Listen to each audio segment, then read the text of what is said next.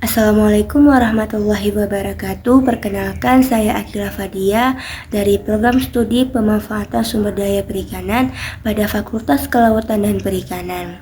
Nah, di sini izinkan saya untuk mempresentasikan jawaban pada soal ujian yang telah Bapak berikan. Nah, soal yang pertama itu adalah bagaimana metode untuk menentukan pola migrasi ikan. Penggunaan penanda satelit.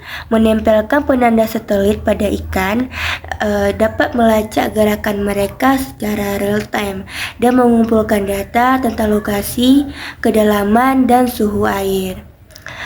Lalu melekat tag atau penanda fisik pada ikan yang dapat dilacak oleh para peneliti atau nelayan. Nah, data dari tag dapat digunakan untuk memahami pola migrasi. Analisis data penerimaan satelit.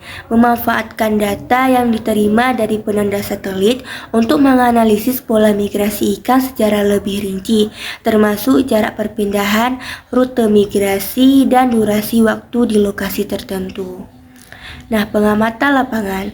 Melakukan pengamatan lapangan langsung terhadap gerakan ikan menggunakan metode seperti pengintaian dari kapal atau stasiun pengamatan di pesisir.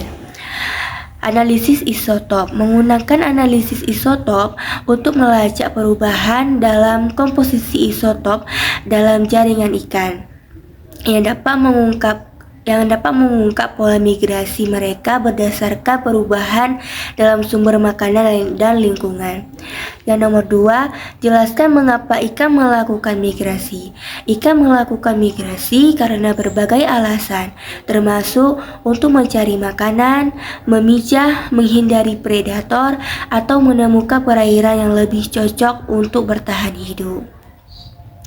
Migrasi membantu mereka memanfaatkan sumber daya yang berbeda di berbagai habitat selama siklus hidup mereka.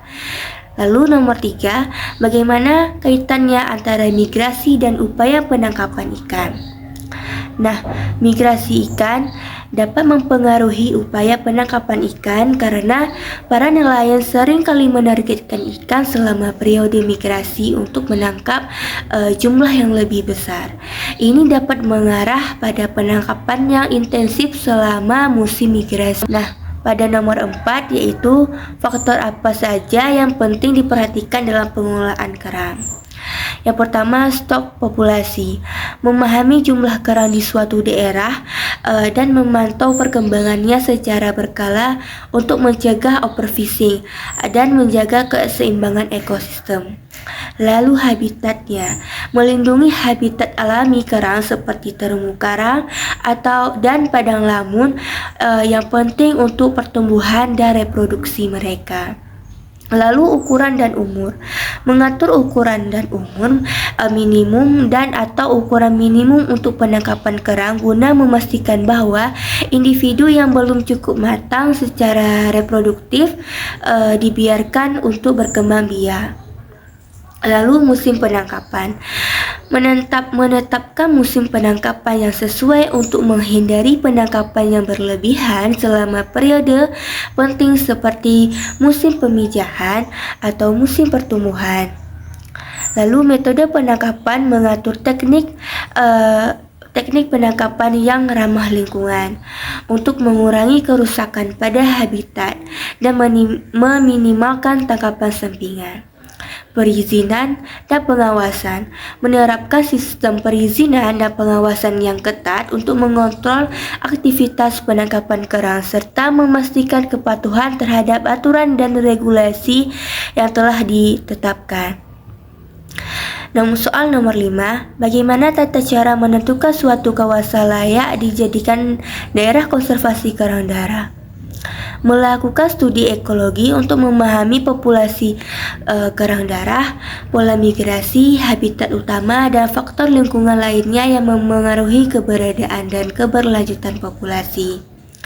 Membuat pemetaan habitat yang mencakup lokasi-lokasi yang penting bagi kerang darah, seperti tempat pemijahan, area makan, dan tempat perlindungan. Nomor 6, apa tantangan yang mungkin dihadapi saat melakukan pemetaan kawasan wisata bahari, terutama dari segi sosial dan ekonomi?